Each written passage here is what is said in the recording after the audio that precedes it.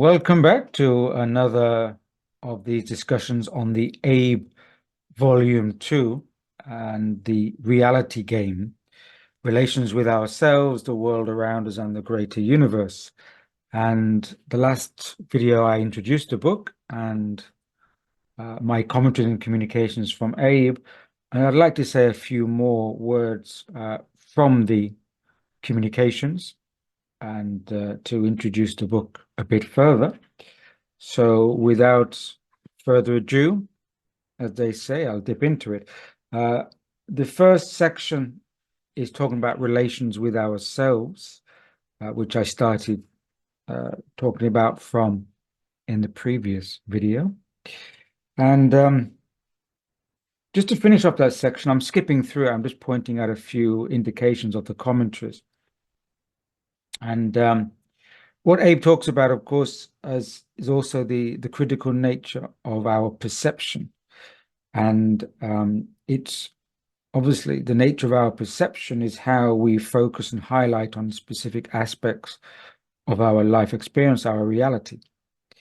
And Abe says here, for whatever you do, so shine the light of perception upon is highlighted. So those things which come across our radar, so to speak, are really those things we put our attention, our perception on. And the more we focus on those aspects, the more that we are aware of them. So, of course, it's our responsibility of where we want to put our perceptive focus, because those things will be more visible. But of course, at the same time, what Abe says, whatever you shine the light of perception upon is highlighted. And sometimes some obscure things or even some darker things need to be highlighted so they get shown up. And also the nature of our reality experience is that everything is interlocked and interconnected, but we don't obviously perceive that on the same way on the surface because of the nature of the physical materialities, that we see things as being separate, and the energetic connections are hard to see. And so everything is in relation. So Abe says, you see, all these things are but interlocking, relational to one another. You know this of your bodily parts. They are only effective as a whole system, only resonation as a whole system. But of course, until we get synced up and to somehow come into resonance with these different parts, we tend to see them as these kind of separations, which is why Abe is always talking about creating these pathways, these relational connections. I mean, the whole book really is about understanding our relational nature and how everything is connected up. So going on to section 2 now, and looking at some aspects of what I call the reality game. And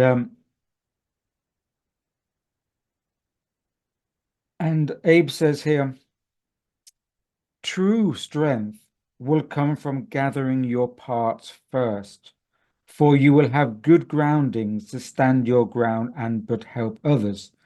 If so, this foundation is strong, is in resonation. Abe continues by saying, find your own light before lighting others.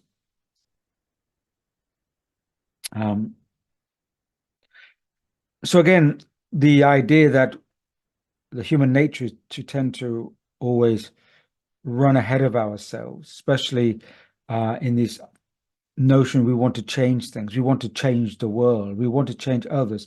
And even if it comes from a place of goodwill and of good nature, sometimes we lose the perceptive foresight that unless we have a good foundation in ourselves, unless we're coming from a place of grounding, whatever we are trying to change externally will reflect our own condition. So if we're trying to change the world, we should really come to an understanding of who we really are ourselves and where is our state of center of gravity. And I think that's the case because, as the phrase goes, the road to hell is paved with good intentions. There's a reason why that phrase exists. Um, and I think we're seeing a lot of that right now in the world, people chasing around outside, but we really need to kind of calm down a bit as individuals. Um, and also, Abe talks about how if we're running around outside, we tend to put the blame on everything outside of us because that's what we see. Everything is focused outside. And that just enforces our state of entrapment and separation and alienation. Abe says, if you do so see that there are but others who control this game, this illusion, you will see to it that you are but always trapped. I think that's a good point because, you know, often we're talking about, and I myself talk about this, that, this reality that we're in is a game, and there are others, but who are controlling it or trying to control it, um, trying to be the game players. Um, but if we always uh, interpret things in that way, then we're always putting out the the kind of advantage or the power onto these others. Um, it's always an illusion, always an illusion. Well, I guess maybe we're therefore feeding this illusion or giving our power away to it if it's always externalized. Um, I like that phrase. If you do so see that there are but others who control this game, this illusion, you will see to it that you are but always trapped. Um, so recognizing that we are an illusion, a game is one thing. Um, But if we're always putting our focus on the others who control it, then we stay trapped within it. We don't focus our attention on our own empowerment. Um, and so, as I mentioned before, Abe sees humanity as like we're always running around chasing our tails like a dog running around in circles. Um, and that reality is playing us, but we haven't yet learned to play reality. Abe says, reality is only reality if you do so meet it. You have to meet it. You have to but keep playing and participating for anything to be upheld as a reality, your reality. So this is, Abe is emphasizing that our reality is a participatory game. We have to meet it. Um, and if we don't meet it, then it'll keep playing us and we'll kept going around in its game. Um, and the Abe messages, the Abe communications are here to serve as a kind of nudge to wake us up to this situation. Abe says, we are here to act as an alarm going off, to say, this is not what life is. This is not what I have to be. This is not my reality. Again, we have to wake up to how we start to connect and communicate with reality. We have to engage it, talk to it, ask it questions so reality can respond to us. So, and this kind of illusionary relationship we have with our reality, it's like a spell that has to be broken. We have to break the chain, this kind of vibrational chain, this vibrational relationship we have with reality. Um, and that's why, as if we've been slumbering so long within our reality game, that we now need these jolts, these large nudges, alarm bells, to wake us up, which may come in the form of quite enormous alarm bells going off across the world.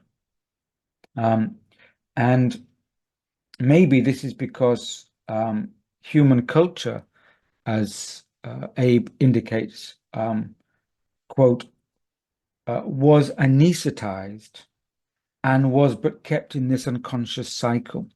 So it's as if humanity has been under, this anesthetic, and therefore we've been in this unconscious cycle, which now it's time to break from. And I think many people are feeling this awaking now from this kind of collective unconscious slumber. And that's part of understanding our relations with the greater universe, which is our kind of reality game, so to speak. So that's another kind of examination of some of the communications from Abe in the reality game, the commentaries volume 2. So thanks for bearing with me, and thanks for feeling a connection with the Abe communications, which of course were elicited through my friend Nicola, who is the connection and communication with Abe. I'm just the kind of questioner and the receiver. But of course, what Abe has always said is that we all have this capacity to be in communion and communication with the larger intelligence field. And it's probably time we do wake up and start engaging in that communication with the larger field of which we are a vibratory pinpoint of. So again, stay well, stay healthy, stay grounded. I'll catch you next time.